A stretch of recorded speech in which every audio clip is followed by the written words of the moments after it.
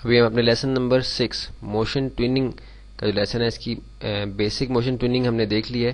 اب ہم ٹوننگ افیکٹس کے اندر جا کے دیکھتے ہیں کہ یہ کس طریقے سے کام کرتے ہیں. اس کے لیے میں دوبارہ سے اپنے اسی سٹیج پر آ گیا کہ جس پہ میں نے ابھی بیسک موشن ٹوننگ کی جو ہے وہ ایک اینیمیشن بنائی تھی. ہمیں دیکھ رہے ہیں کہ یہاں سے فریم نمبر 40 سے 1 سے لے کے 40 تک جو اینیمیشن ہے اس کے اندر یہ موومنٹ اس آبجیکٹ کے اندر آئی ہے. ابھی میں چاہتا ہوں کہ فریم نمبر 20 پہ جب یہ آبجیکٹ آئے, جو اس کی یہ پوزیشن ہے سٹیج کے اوپر, تو یہاں آنے تک کچھ تبدیلی اس کے اندر پیدا ہو جائے, کچھ اس آبجیکٹ کے اندر بھی جو ہے وہ کچھ چینجنگ آ جائے. تو اس کے لیے آپ دیکھیے کہ میں فریم نمبر 20 کے اوپر آیا, اس کو میں نے رائٹ کلک کیا اور اس کو بالفرض میں چاہتا ہوں کہ یہ سائز میں کچھ بڑا ہو جائے, کچھ تھوڑا سا بڑا ہو گیا. اگر میں چاہتا ہوں کہ اس کی شیپ بھی کچھ تھوڑی سی چینج ہو جائے, تو یہاں میں نے فریم نمبر 20 کے اوپر آ کے اس کی شیپ کو چینج کر دیا. تو ابھی ان بٹوین جو تبدیلی اس کے اندر آنی تھی وہ خود سے جو ہے وہ اس کے اوپر اپلائی ہو جائے گی. دیکھیں گے فریم نمبر 1 کے اوپر ابھی آتا ہے تو اس کی وہی شیپ اور وہی سائز ہے, اور جب فریم نمبر 20 پہ آتا ہے تو یہ اس کا سائز پھر بڑا ہوتا ہے. اب جب فریم نمبر 40 پہ جائے گا تو اس کا سائز آبویسلی واپس وہی ہو جائے گا جو فریم نمبر 40 پہ ہم نے آلریڈی ایڈ کیا تھا. یا آپ نے دیکھا کہ موشن ٹوننگ کے دوران یہ ٹوننگ افیکٹس ہم کور کر رہے ہیں. یہ ہم نے دیکھا کہ ہم نے اس کے اوپر ایک افیکٹ یہ آیا کہ اس کا سائز چینج ہوا ہے, ان بٹوین اس کا سائز بڑا ہوا ہے اور پھر وہ چھوٹا ہو گیا.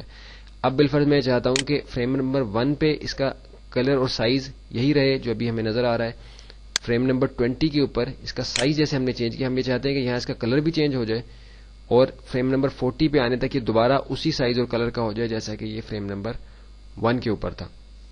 تو اس کے لیے میں فریم نمبر 20 دوبارہ سے سلیکٹ کرتا ہوں جہاں اس کی پوزیشن تھی. یہاں انسٹنس کا جو ہمارا یہ پینل ہے اس کے اندر یہ افیکٹس کی ایک آپشن ہے. یہ ہمیں اگر نظر نہ آ رہی ہو تو ہم ونڈو میں جا کے پینلز میں جا کے افیکٹس, آپ دیکھ رہے ہیں کہ یہ سلیکٹ ہوا ہوا ہے, اس کا مطلب ہے کہ یہ ہمیں بھی نظر آ رہا ہے اسکرین کے اوپر. اس کے ذریعے سے ہم افیکٹ میں جا سکتے ہیں. افیکٹ میں مختلف آپشنز ہیں, ابھی صرف میں کلر چینج کرنے کے لیے اس کو کور کروں گا. مختلف آپشنز ہیں, اس کو آپ خود سے بھی چیک کر سکتے ہیں کہ جیسے میں چاہتا ہوں کہ یہ ڈس اپیئر ہو جائے, اس کا الفا جو اس کی ویلیو ہے پرسنٹیج ہے, اس کو میں اگر کم کر دوں تو یہ یہاں بالکل ڈس اپیئر ہو جائے گا. کم اگر بالکل زیرو کرنا چاہوں تو اس کو زیرو کر دوں, یہ بالکل ڈس اپیئر ہو جائے گا. اس سے کیا ہوگا کہ فریم نمبر 1 پہ یہ نظر آ رہا تھا, فریم نمبر 20 تک یہ ڈس اپیئر ہو گیا اور فریم نمبر 40 پہ پھر سے یہ اپیئر ہو گیا. ابھی میں اس کو غائب نہیں کرنا چاہ رہا, بلکہ میں چاہ رہا ہوں کہ اس کا کلر صرف چینج ہو, جو کلر اس کا فل کلر ہے وہ چینج ہو جائے فریم نمبر 20 پہ, اور 40 پہ آنے تک یہ وہی کلر ہو جائے.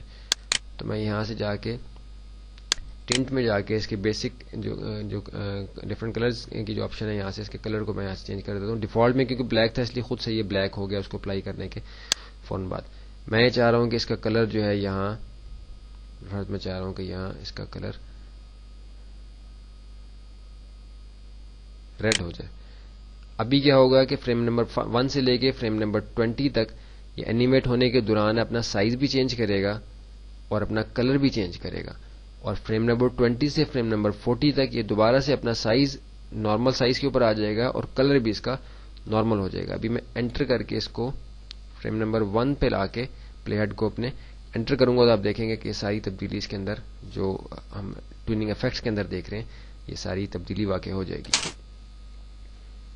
اب یہ دیکھیے کہ ان بٹوین اس کا سائز بھی چینج ہوا ہے اور کلر بھی چینج ہوا ہے. کنٹرول انٹر کے ذریعے سے میں اپنی اس مووی کو چلا کر دیکھتا ہوں. اب دیکھیں کہ ان بٹوین کتنی کمپلیکس جو تبدیلی ہے اس کے اندر, کتنی مشکل تبدیلی اس کے اندر واقع ہو رہی ہے جو کہ ہمیں خود سے نہیں کرنی پڑ رہی. اگر ہم فریم بائی فریم اینیمیشن بناتے تو ہر فریم کے اوپر ہمیں اس کا سائز کا بھی تبدیلی اور کلر کی ویلیو کے اندر بھی تبدیلی کرنی پڑتی, جو کہ بہت زیادہ ٹائم لیتی. ان بٹوین سارا کام جو ہے وہ فلیش نے خود سے کر دیا ہے. ابھی میں چاہتا ہوں کہ فریم نمبر 40 پہ آ کے بجائے اس کلر میں آنے کے اس کا کلر جو ہے وہ کچھ اور ہو جائے. تو افیکٹس میں جا کے ٹنٹ میں جا کے میں نے اس کا کلر جو ہے یہاں سے بالفرض بلو کر دیا. تو اب کیا ہوگا کہ جی فریم نمبر 1 سے یہ اپنی پہلے والی حالت میں چلا تھا, فریم نمبر 20 تک اس کا کلر ریڈ ہو گیا تھا, فریم نمبر 40 تک اس کا کلر بلو ہو گیا تھا, بلو ہو جائے گا. تو ابھی میں کنٹرول انٹر کے ذریعے سے اپنی مووی کو ٹیسٹ کر کے دیکھتا ہوں کہ کیا ہوتا ہے. یہ دیکھیے کہ ان بٹوین جو اینیمیٹ کرنا ہے اس آبجیکٹ کو، جو اس کے اندر تبدیلی لانی ہے، وہ خود سے جو ہے وہ ہو رہی ہے موشن ٹویننگ کے ذریعے سے. اس میں ٹویننگ افیکٹس کو ہم دیکھ رہے تھے. اس کو یہاں سے میں بند کر دیتا ہوں. یہ کانسیپٹ آپ کو سمجھانا مقصد تھا یہاں. اس کی مزید بھی ہم بار بار اس کو کریں گے تو آگے یہ مزید کلیئر ہو جائے گا. ابھی اس کے بعد ہے ہمارا ایڈٹ ملٹیپل فریمز.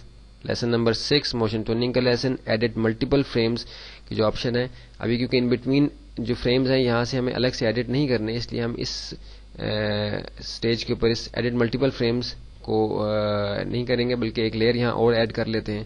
اس لیئر کو ہم یہاں بند کر دیتے ہیں تاکہ ہم اپنی نئی لیئر کے اندر ایڈٹ ملٹیپل فریمز کی جو آپشن ہے اس کو ہم دیکھ سکیں. یہ جو ہم بٹ میپ کا کچھ سیکوینس کسی 3D سافٹ ویئر سے یا کسی اور جگہ سے اینیمیشن کا لے کے آتے ہیں اور سیکوینس کو ہم نے ایڈٹ کرنا ہوتا ہے، زیادہ تر یہ اس کے لیے استعمال ہوتا ہے. لیکن ادروائز جیسے فریم بائی فریم ہم نے اینیمیشن بنائی تھی، کیونکہ سیکوینس بھی جو ایڈ ہوتا ہے وہ بھی فریم بائی فریم ہوتا ہے، تو اس کو ایڈٹ کرنے کے لیے یا فریم بائی فریم اینیمیشن کو ایڈٹ کرنے کے لیے یہ ایڈٹ ملٹیپل فریمز کی جو آپشن ہے یہ استعمال ہوتی ہے. اس کو سمجھنے سے پہلے میں یہاں اپنے لیئر نمبر 4 جو میں نے ایڈ کی ہے اس کو ایک فریمز کو ایڈ کر لیتا ہوں F5 کے ذریعے سے، یا رائٹ کلک کر کے انسرٹ فریم کے ذریعے سے. یہاں میں نے اپنا ایک سرکل ڈرا کیا ہے جو کہ اسی کلر میں آیا جو کہ میں نے یہاں پہلے سے فل کلر کے اندر جو ہے سلیکٹ کیا ہوا تھا کلر. ابھی میں یہ چاہ رہا ہوں کہ یہ فریم بائی فریم اینیمیشن اس کے اندر آ جائے. F6 کے ذریعے سے میں اسی ویلیو کو آگے بنا رہا ہوں اور تھوڑی تھوڑی اس کے اندر تبدیلی کرتا جا رہا ہوں.